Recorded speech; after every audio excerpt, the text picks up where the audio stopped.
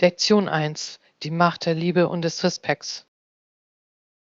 Tatsächlich gäbe es vielleicht gar nicht so viel Probleme, wenn sie einander alle lieben und respektieren würden. Das ist eine tiefgründige Erkenntnis. Liebe und Respekt können Beziehungen wahrhaftig verändern. Ja, es schafft eine solide Grundlage für Verständnis und Kommunikation.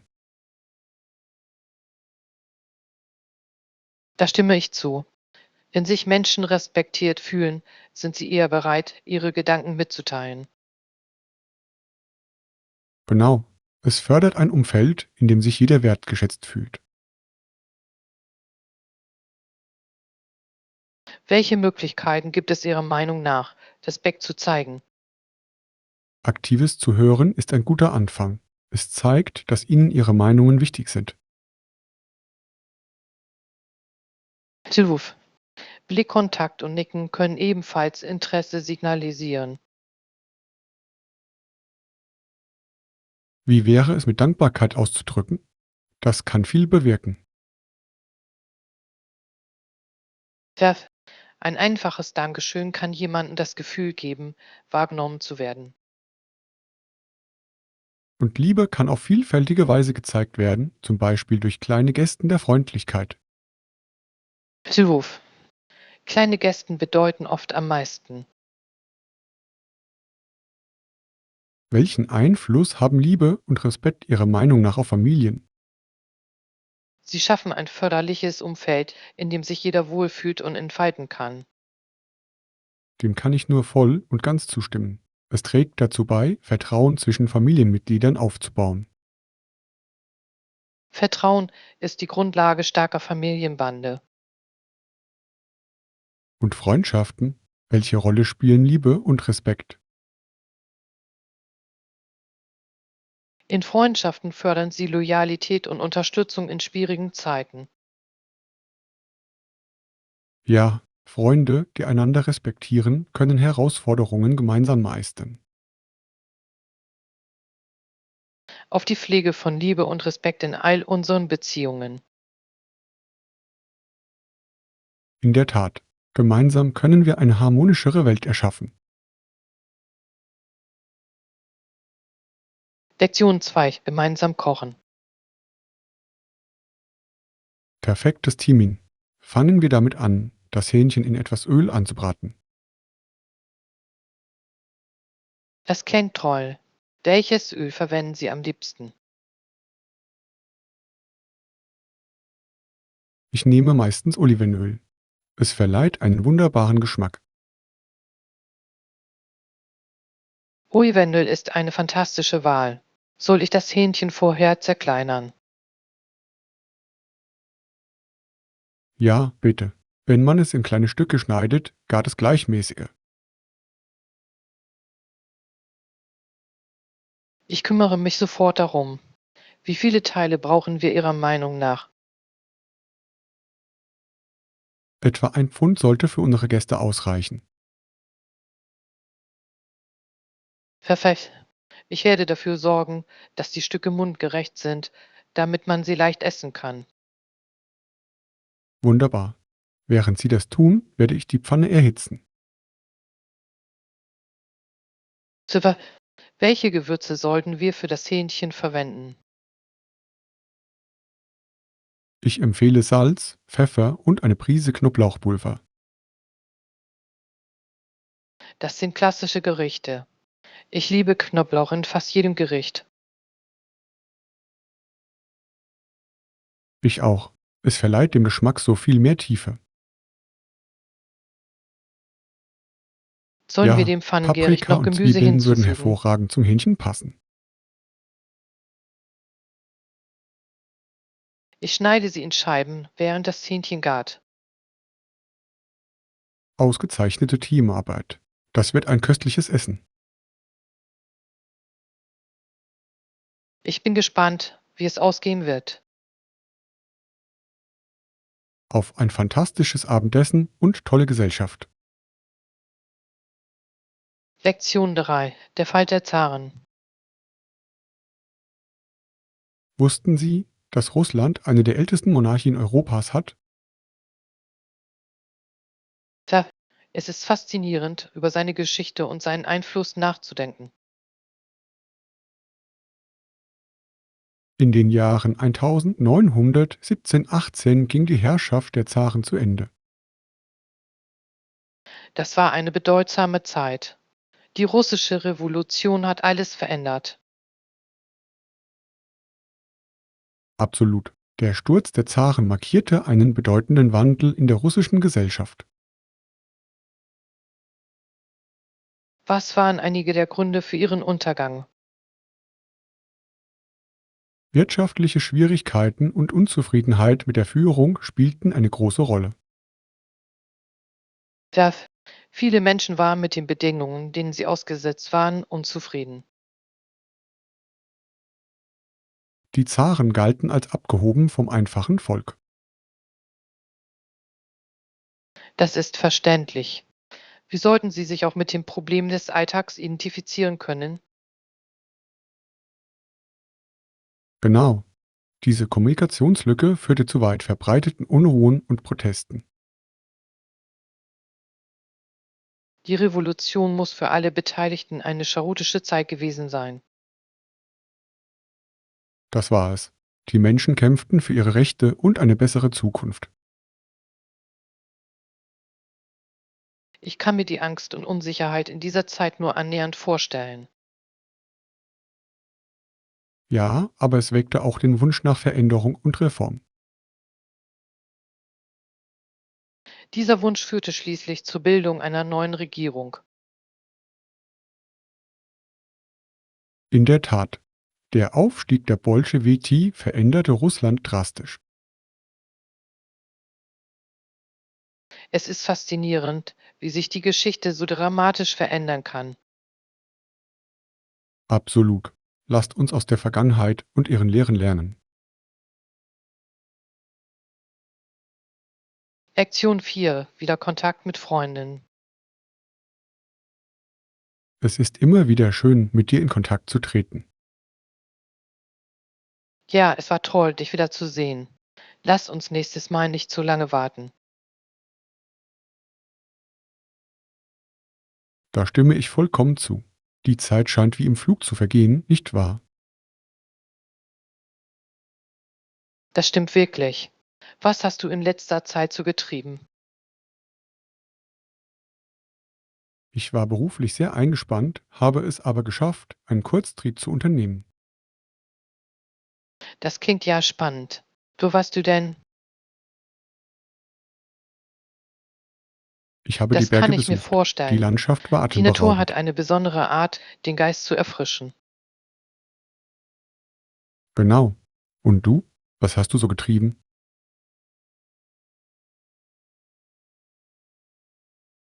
Ich habe mich in letzter Zeit verstärkt meiner Kunst gewidmet. Ich habe einen Malkurs besucht. Das ist wunderbar. Malen kann ein großartiges Ventil für Kreativität sein. Da, es war unglaublich bereichernd. Ich fühle mich inspirierter denn je.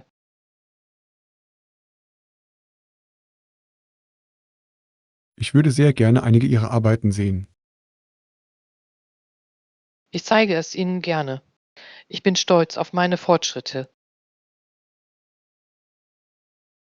Lasst uns gegenseitig unsere Leidenschaften unterstützen. Siluf, es ist wichtig, Freunde bei ihren Vorhaben zu unterstützen. Wir sollten einen Tag einplanen, um gemeinsam Kunstgalerien zu erkunden. Das klingt nach einer fantastischen Idee. Das würde mir unheimlich viel Spaß machen. Lasst es uns bald in die Tat umsetzen. Lektion 5: Lokale Schätze entdecken. Ich habe gehört, dass es dort einen Stand gibt, an dem traditionelle Schals verkauft werden. Das klingt interessant. Lass uns danach suchen. Ich frage mich, welche Materialien Sie für Ihre Schals verwenden. Ich hoffe, sie sind aus weichem, hochwertigem Stoff gefertigt. Ja, ein schöner Schal kann jedes Outfit aufwerten. Ja, außerdem wäre es ein wunderbares Souvenir. Bevorzugen Sie leuchtende Farben oder eher neutrale Töne? Ich mag kräftige Farben. Sie bringen Schwung in meine Garderobe. Das stimmt. Bunte Schals können ein echter Hingucker sein. Also, welche Farben magst du? Ich schätze eher Töne. Sie sind vielseitig und beruhigend. Die sind ja toll. Die passen zu vielen Outfits. Lass uns den Verkäufer nach den verschiedenen Modellen fragen, die er anbietet. Gute Idee. Ich bin neugierig auf die traditionellen Muster. Ich wette, Sie haben einzigartige Designs, die eine Geschichte erzählen. Ja, jedes Muster könnte etwas Besonderes symbolisieren. Da sind wir ja. Ich sehe den Stand dort drüben. Wunderbar. Mal sehen, was sie zu bieten haben. Ich kann es kaum erwarten, die Auswahl zu erkunden. Lektion 6: Umgang mit Stromausfällen. Okay, lassen Sie sich Zeit. Der Strom sollte jetzt wieder da sein. Ich hoffe es. Ohne Licht ist es hier ziemlich dunkel. Ja, aber die Kerzen schaffen doch eine schöne Atmosphäre, nicht wahr? Das stimmt wirklich. Es fühlt sich gemütlich und irgendwie romantisch an. Genau. Vielleicht sollten wir öfter bei Kerzenschein speisen. Das klingt herrlich. Was würdest du für einen solchen Anlass kochen? Ich würde Pasta mit selbstgemachter Soße zubereiten. Das ist immer ein Genuss. Pasta klingt wunderbar. Dazu könnte ich einen frischen Salat zubereiten. Perfekt. Ein schönes Essen bei Kerzenschein wäre ein unvergessliches Erlebnis. Tatsächlich, ich kann den Kühlschrank schon wieder summen hören. Das ist ein gutes Zeichen. Hoffentlich ist die Stromversorgung vollständig wiederhergestellt. Chef, ich bin bereit, dass die Lichter diesen Raum erhellen. Hoffen wir, dass es bald passiert. Ich habe einen Film, den wir uns ansehen können. Ein Film klingt toll. Welchen Film hast du im Sinn? Ich dachte an eine klassische Komödie. Die hebt immer die Stimmung. Ich liebe klassische Komödien. Sie bringen mich immer zum Lachen. Auf einen schönen restlichen Abend mit oder ohne Strom. Lektion 7: Berufswünsche. Welche Berufswahl bevorzugen Sie? Ich bin offen für verschiedene Branchen, habe aber ein starkes Interesse an Technologie. Technologie ist ein faszinierendes Gebiet. Was genau reizt Sie daran? Ich liebe es, wie es sich ständig weiterentwickelt und unseren Alltag prägt. Das stimmt. Es gibt immer etwas Neues zu lernen. Ja, ich mag Herausforderungen, die meine Kreativität und meine Problemlösungsfähigkeiten fordern. Haben Sie schon an bestimmte Positionen innerhalb der Technologiebranche gedacht? Ja, ich interessiere mich besonders für User Experience Design. Nutzererfahrungsdesign ist unerlässlich. Es macht Technologie zugänglich und angenehm. Ich stimme zu. Die Entwicklung intuitiver Benutzeroberflächen kann einen erheblichen Einfluss auf die Nutzer haben. Und du? Welche beruflichen Präferenzen hast du? Ich bin auch für verschiedene andere Bereiche offen, tendiere aber eher zum Marketing. Marketing ist spannend. Es vereint Kreativität mit Strategie. Perf Mir macht es Spaß, Botschaften zu verfassen, die bei den Menschen Anklang finden. Haben Sie schon einmal darüber nachgedacht, sich auf digitales Marketing zu spezialisieren? Ja, habe ich. Digitales Marketing ist in der heutigen Geschäftswelt unerlässlich. Das stimmt. Die Fähigkeit, Daten zu analysieren und Strategien anzupassen, ist von entscheidender Bedeutung. Klar, ich möchte bei innovativen Marketingtechniken ganz vorne mit dabei sein. Auf dass wir unseren Leidenschaften nachgehen und etwas bewegen. Lektion 8: Kreative Ideen sammeln. Das freut mich sehr. Welche konkreten Ideen haben Sie im Sinn? Ich dachte, wir könnten einen gemeinsamen Aufräumtag organisieren.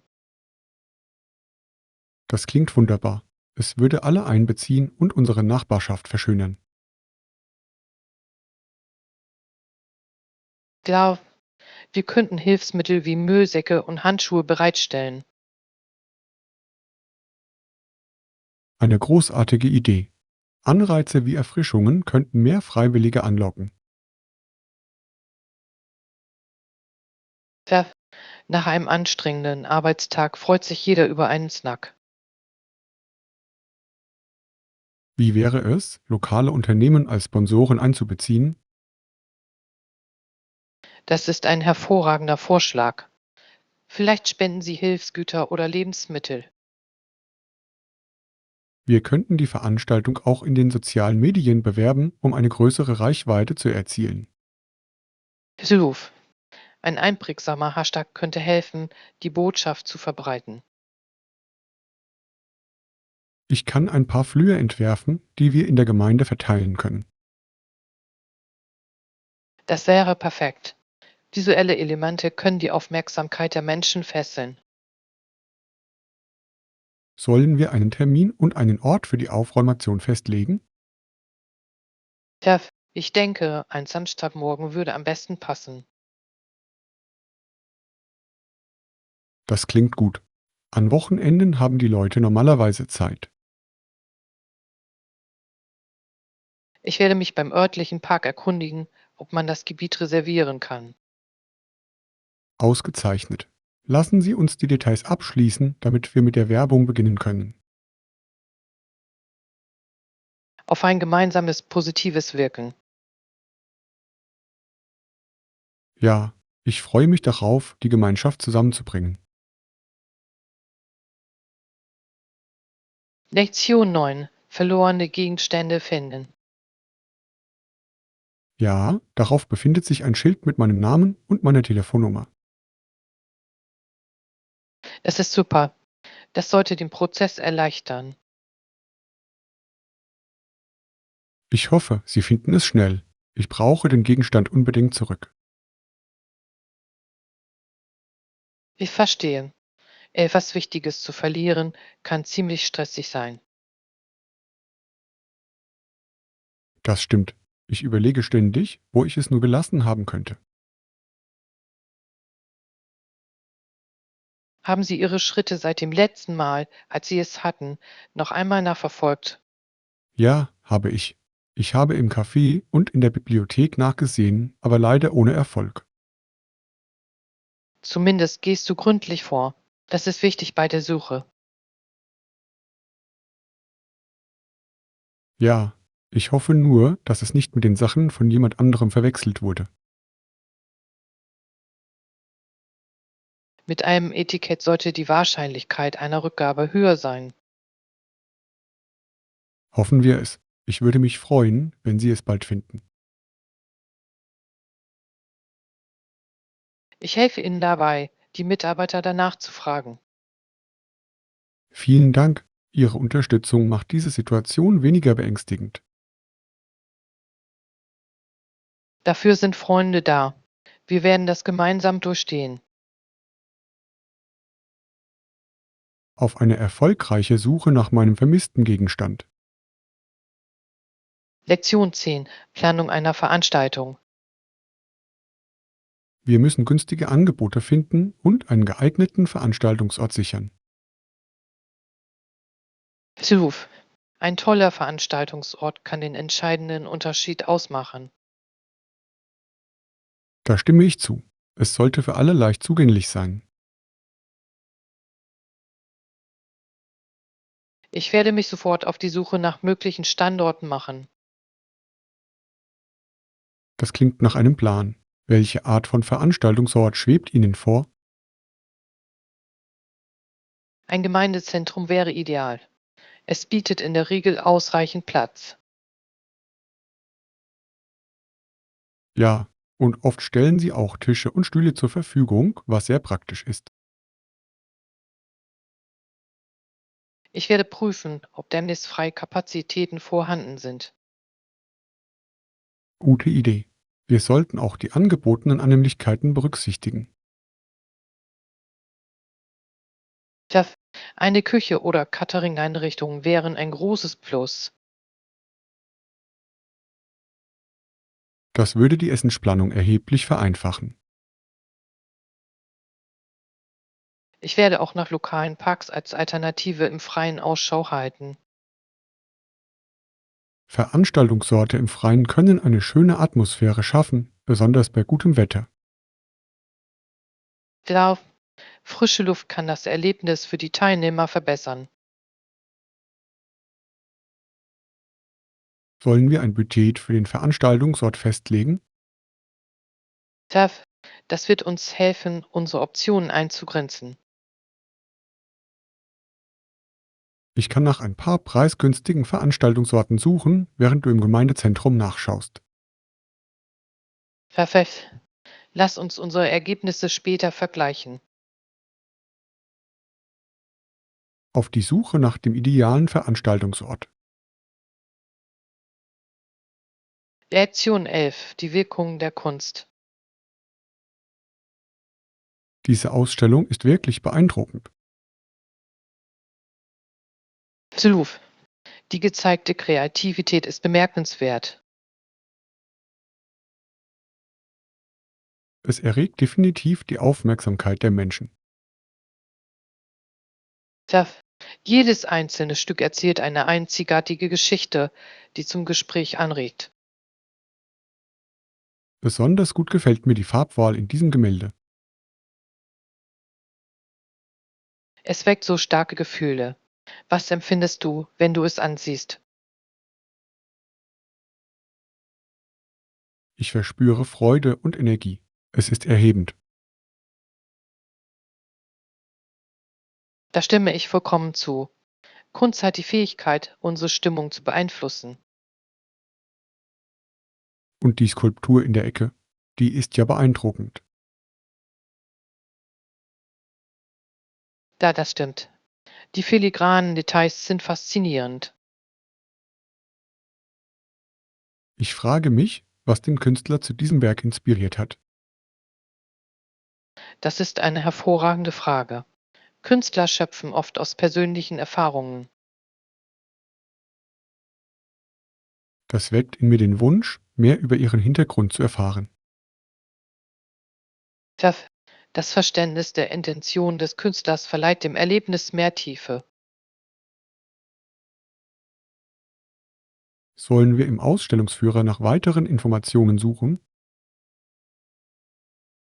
Das klingt nach einem Plan. Ich möchte mehr über meine Favoriten erfahren. Auf die Entdeckung der Kunst und der Geschichten dahinter. Lektion 12. Die Fische und der Ozean. Ist Ihnen schon einmal aufgefallen, wie die Fische sehnsüchtig auf den Ozean zu blicken scheinen? Tatsächlich ist es, als ob sie von Abenteuern jenseits des Hafens träumen. Man fragt sich unwillkürlich, was sich unter diesen Wellen verbirgt.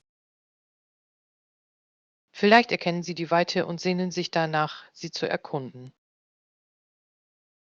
Genau. Der Ozean birgt viele Geheimnisse. Stell dir nur die Geschichten vor, die die Fische erzählen könnten. Sie könnten von großen Reisen über die Strömungen sprechen. Oder Begegnungen mit majestätischen Geschöpfen wie Walen und Delfinen. Solche Begegnungen wären mit Sicherheit aufregend. Ich kann fast einen Fisch sagen hören, eines Tages werde ich weit und breit schwimmen. Dieser Fisch würde sicherlich andere dazu inspirieren, große Träume zu haben.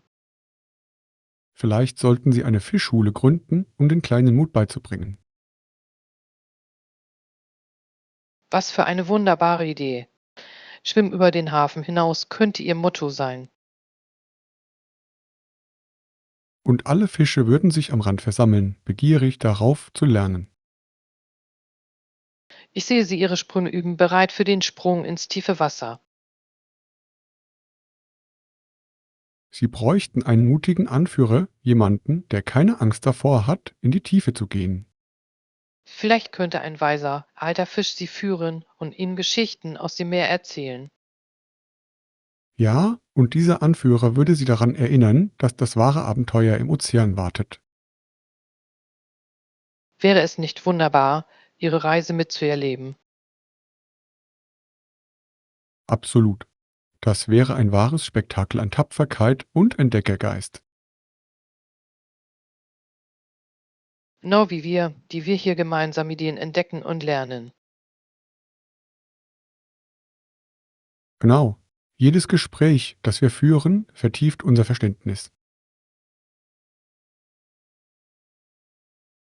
Wer weiß, vielleicht inspirieren wir ja andere dazu, in den Ozean des Wissens einzutauchen. Lasst uns weiterhin unsere Geschichten teilen, genau wie die Fische, die vom weiten Ozean träumen. Lektion 13. Momente festhalten. Haben Sie sich jemals gefragt, wie man großartige Fotos macht? Zuruf. Ich glaube, Geduld ist der Schlüssel. Das stimmt. Auf den richtigen Moment zu warten, kann den entscheidenden Unterschied ausmachen. In der Tat, man muss auch auf die Details in der Umgebung achten. Stimmt. Kleine Details können Ihre Fotos deutlich aufwerten. Zum Beispiel kann die Art und Weise, wie Licht auf ein Objekt fällt, Magie erzeugen. Ja, natürliches Licht ist oft am besten für die Fotografie. Und wie sieht es mit dem Blickwinkel aus? Er kann die Aussagekraft eines Fotos dramatisch verändern. Oh, unbedingt. Das Experimentieren mit verschiedenen Perspektiven ist entscheidend. Ich empfehle, sich ab und zu auf den Boden zu begeben. Das bietet eine einzigartige Perspektive. Das ist ein super Tipp. Hast du schon mal versucht, während der goldenen Stunde zu fotografieren? Tef, das weiche Licht ist unglaublich schmeichelhaft für Porträts. Dann sollten wir wohl ein Fotoshooting planen. Das wäre toll. Wir können all diese Techniken zusammen üben. Perfekt. Lasst uns geduldig und aufmerksam sein. Einverstanden. Mit etwas Übung werden wir unsere Fähigkeiten im Handumdrehen verbessern. Ich kann es kaum erwarten, die wunderschönen Bilder zu sehen, die wir erstellen werden. Tja, Momente festzuhalten ist wirklich lohnend. Ja, das ist es. Lasst uns dieses fotografische Abenteuer beginnen. Lektion 14. Digitale Reise. Ich bewundere dein Engagement beim Online-Gitarrenlernen. Danke. Ich versuche regelmäßig zu üben. Wie oft spielst du? Ich trainiere dreimal die Woche. Es ist meine kleine Auszeit. Das ist beeindruckend. Welche Lieder lernst du gerade? Ich arbeite an einem klassischen Stück. Die Anschlagmuster sind anspruchsvoll. Klassische Lieder sind oft so. Haben Sie schon mal darüber nachgedacht, es mit einfacheren zu versuchen? Das habe ich zwar schon getan, aber ich bin fest entschlossen, diese hier zuerst zu meistern. Das ist eine großartige Einstellung. Beharrlichkeit ist der Schlüssel zum Lernen. Da stimme ich zu. Jedes Mal, wenn ich mit Schwierigkeiten zu kämpfen habe, erinnere ich mich an die Freude, die sie mit sich bringen. Ja, Musik hat die Kraft, unsere Stimmung zu heben. Apropos Spirituosen, findest du es einfacher, mit Freunden zu lernen? Ruf. Gemeinsames Musizieren macht das Üben viel angenehmer. Ich habe darüber nachgedacht, eine kleine Gruppe zu gründen. Das könnte Spaß machen. Das klingt nach einer wunderbaren Idee. Gruppenlernen kann sehr effektiv sein. Außerdem würde es unserer Praxis eine soziale Komponente hinzufügen. Darf, es könnte auch alle dazu motivieren, sich zu verbessern. Ich kann mir schon vorstellen, wie wir zusammen spielen und lachen. Stellen Sie sich die Freude vor, Musik mit anderen zu teilen. Und der ein oder andere humorvolle Fehler würde den Spaß nur noch steigern. Darf, ein falscher Ton kann zu Lachen und Kreativität führen. Ich nehme an, jeder Musiker hat eine lustige Geschichte zu erzählen. In der Tat, jeder Fehler ist ein Schritt in Richtung Verbesserung.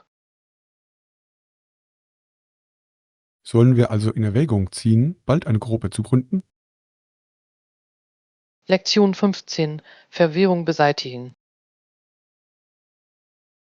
Ich verstehe Ihre Bedenken hinsichtlich der Klausel in dem Dokument. Da stimme ich zu.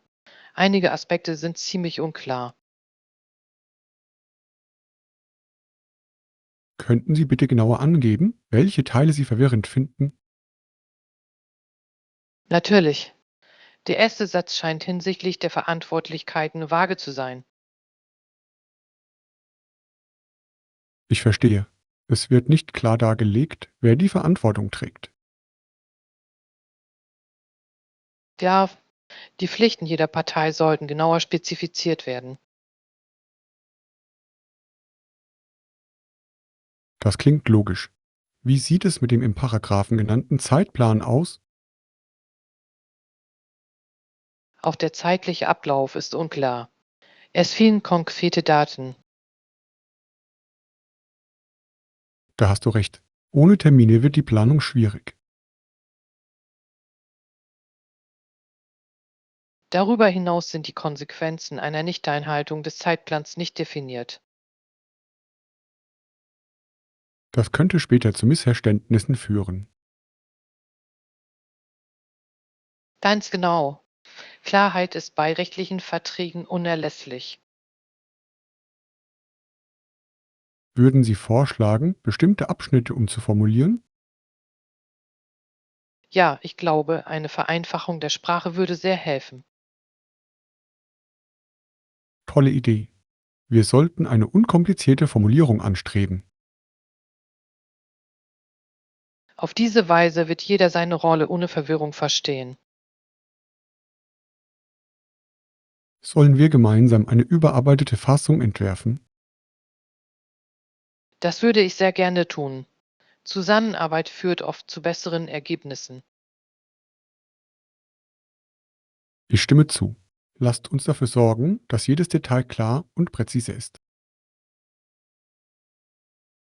Durch Klarheit können wir künftige Streitigkeiten vermeiden.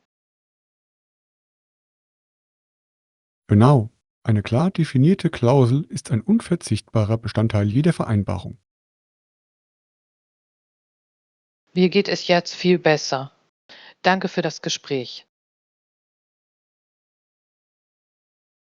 Es ist mir ein Vergnügen. Gemeinsam werden wir dieses Dokument stärken.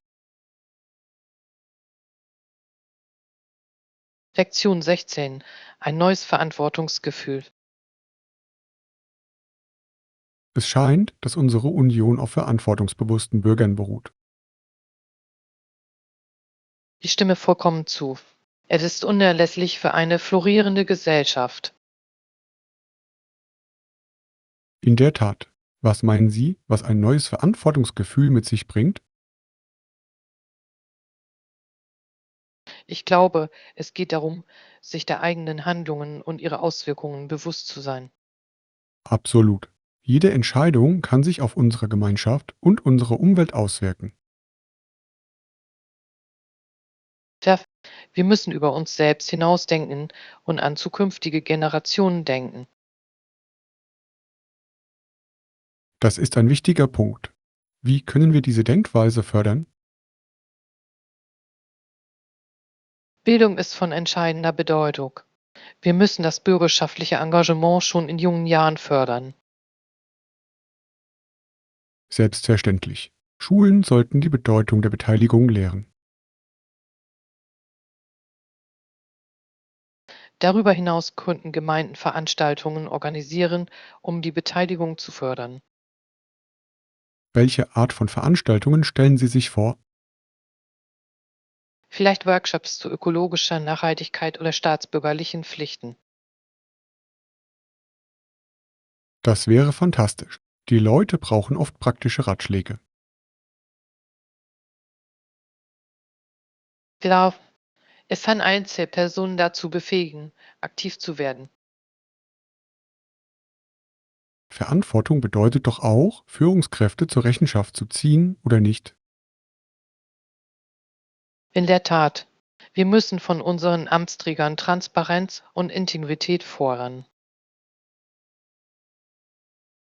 Das erfordert auch von uns, dass wir informierte Bürger sind.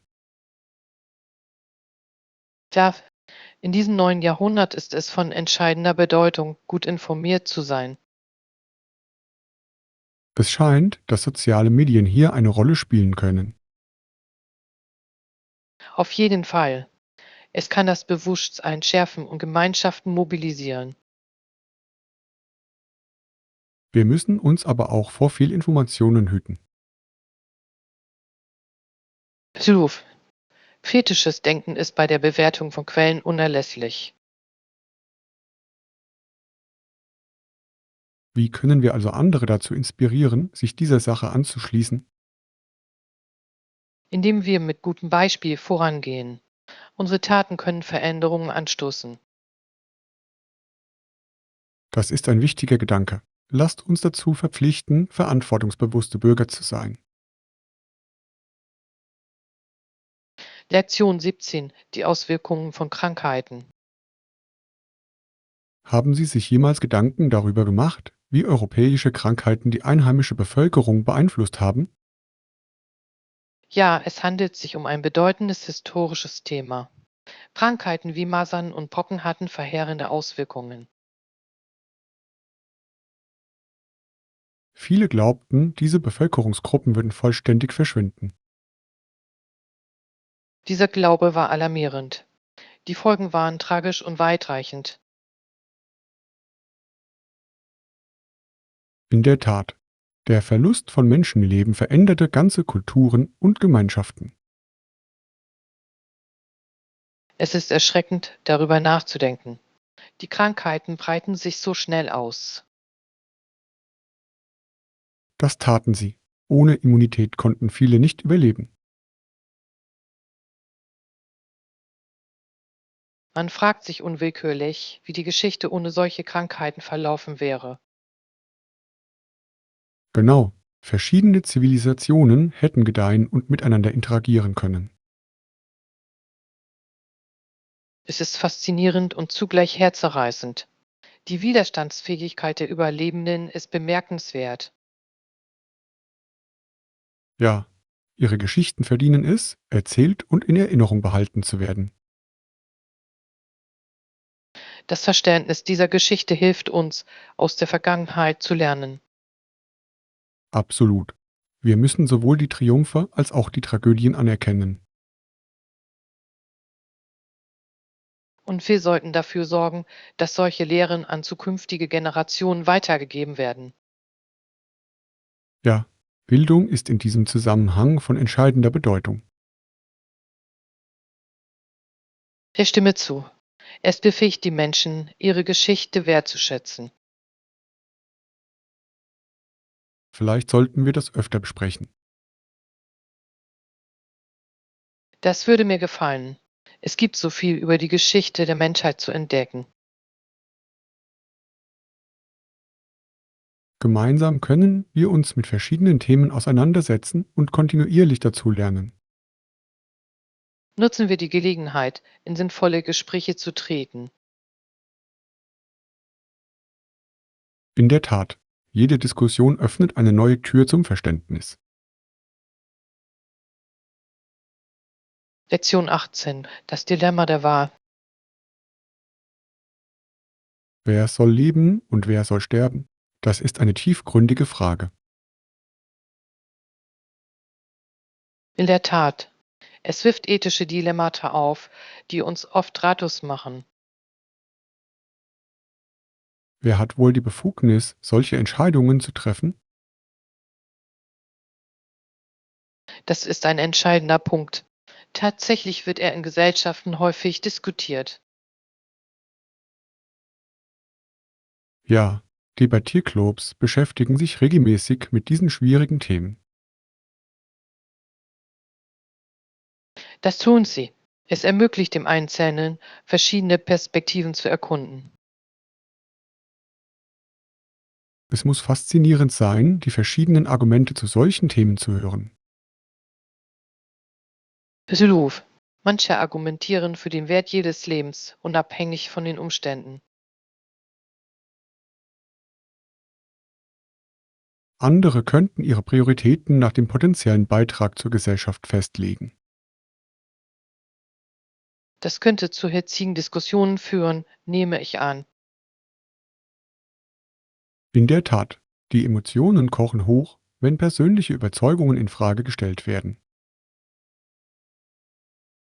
Es ist unerlässlich, solchen Debatten mit Respekt und Offenheit zu begegnen. Das stimmt.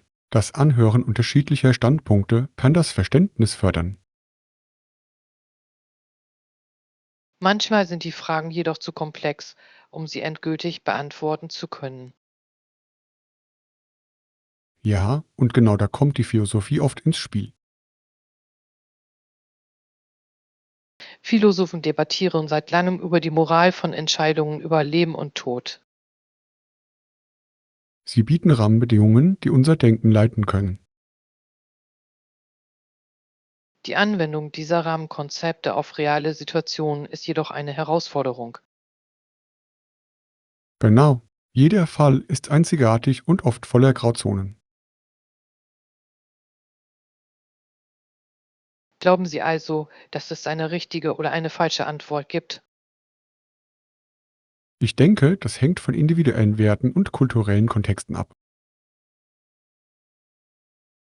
Das ist eine kluge Sichtweise. Ethik kann durchaus subjektiv sein. Vielleicht liegt der Schlüssel darin, mitfühlende Gespräche zu fördern. Da- Dadurch können wir voneinander lernen. Letztendlich geht es darum, die Tragweite unserer Entscheidungen zu verstehen.